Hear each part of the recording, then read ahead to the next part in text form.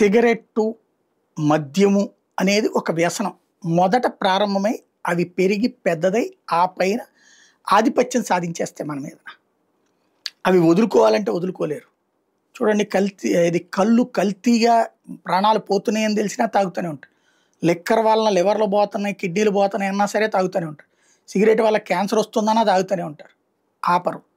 చివరికి డాక్టర్లకి నువ్వు రేపు చచ్చిపోతావు నాయన అంటే అప్పుడు ఆగుతారు. ఆ తర్వాత మానసికంగా ఇదైపోతుంటారు. ఇప్పుడు ఒక దేశపు అధ్యక్షుడు, అమెరికా దేశపు అధ్యక్షుడు, చైనా దేశపు అధ్యక్షుడు జిన్పింగ్తో ఫోన్లో మాట్లాడబోతున్నారట.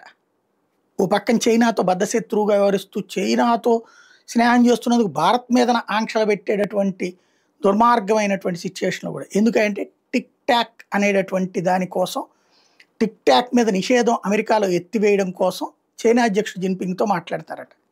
ఇది వ్యాపారపరమైనటువంటి అంశం కాదు. ఎడిక్ట్ అయిపోయారు. అదొక మత్తు అయిపోయింది. ఇప్పుడు రీల్స్ అనేది ఒక మత్తు. జనాలుని ఇక్కడ చైనా చాలా తెలివిగా చేసింది.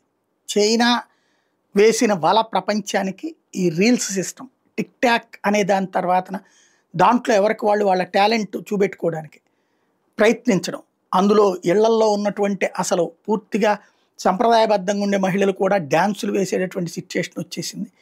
అలాగే అందరికి అదొక ఇదైపోయింది. దానివల్ల ఏమవుతున్నది, ఒక గమనంలో అప్పటిదాకా మనం చదువుకోవాలి, చదువుకున్న తర్వాత ఈ ఉద్యోగం చేయాలి, ఈ వృత్తి చేయాలి, ఇట్లా చేయాలి అంటే అల్టిమేట్గా మనం ఏంటి, సమాజం చేత గుర్తించబడాలి, ఓ స్థాయిలో సంపాదన ఉండాలి. ఇది ఎవరిదైనా ఆశ, కళ, తల్లిదండ్రుల యొక్కది. కానీ అదంతా ఇక్కడే వచ్చేస్తుంది కదా, ప్రచారం, పాపులారిటీ వచ్చేస్తుంది కదా, అంతో ఎంతో డబ్బులు కూడా సంపాదించుకోవచ్చు కదా అనుకుంటే ఈ రూట్లోకి వచ్చేస్తే, టిక్ టాక్ లాంటి వాటి రూట్లోకి, ఆ వ్యవస్థలో మనుషులు దొరకరు. మీరు టిక్ టాక్లో చైనా వాళ్ళు ఎంతమంది ఉన్నారు చూడండి.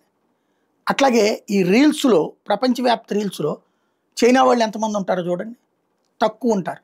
చైనా వాళ్ళు అసలు సోషల్ మీడియా ప్లాట్ఫారాలే అతి పరిమితం. ఆ ఉన్నటువంటి కూడా ఇతర దేశాలకు కనపడకుండా చూసుకుంటారు. అంటే వాళ్ళకేమో ఆ వ్యసనం బారిన పడకుండా చూస్తున్నారు. మిగతా ప్రపంచాన్ని ఆ వ్యసనం వైపుకి తీసుకెళ్ళి వాళ్ళ యొక్క ప్రొడక్టివిటీ, యువతరం ఆ పనులు ఆగిపోయేసి తమ పనులు మానేసుకుని ఇదే. మీరు చూడండి, ఇదివరకు మనం ఒక షాప్కి, ఒక బండి దగ్గరికి వెళ్తాం కూరగాయలు కొనుక్కోవడానికి. ఆ బండి అతను అలాగే మన వైపు చూస్తూ ఉన్నప్పుడు చక్కగా 1-2 కూరలు వేస్తాడు, రేటు జాగ్రత్తగా మాట్లాడతాడు, ఇదంతా ఉంటుంది. ఓ టిఫిన్ బండి దగ్గరికి వెళ్ళినా లేకపోతే ఇంకో చోటకి. ఇప్పుడు వాడు సెల్ ఫోన్ చేతిలో పెట్టుకుని రీల్స్ చూస్తూ ఉంటాడు. మనం వెళ్ళినప్పుడు ఎంత అయ్యాది డజన్ అంటే 50 అంటాడు అనేసి, ఇక అంతే, ఇది చూసుకుంటూ ఉంటుంటాడు. అలాగే అదే ఇది 40కి ఇవ్వ అంటే కుదరదా అనేసి ఇటే చూస్తూనే ఉంటాడు. అంటే వాడికి వ్యాపారం మీద కాన్సన్ట్రేషన్ లేదు, రీల్స్ మీద కాన్సన్ట్రేషన్. రీల్స్ చూడటం వల్ల వాడికి ఏమైనా ఆదాయం వచ్చిందా? లేదు. కానీ 50 రూపాయల బిజినెస్ 40 రూపాయలకి చేయక ఆగిపోయాడు వాడు.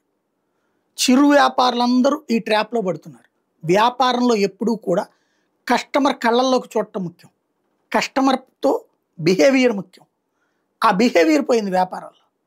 దాంతో విసుగు పుడుతోంది. అందుకనే మనం చివరికి ఆన్లైన్ ప్లాట్ఫారాల్లో కొంటున్నాం. అది పెరిగిపోతే అవి ఎవరికి పోతున్నాయి లాభాలు? మళ్ళీ అది విదేశీయులకి. ఇది సరిగ్గా అబ్జర్వ్ చేస్తే ఇది ఒక వల. ఆ వలని చివరికి అమెరికా కూడా తప్పించుకోలేకపోయింది, చైనా వేసిన వల. అదే ఇక్కడ ఇంకొక కోణంలో చూస్తే కనబడేటటువంటి నిజం.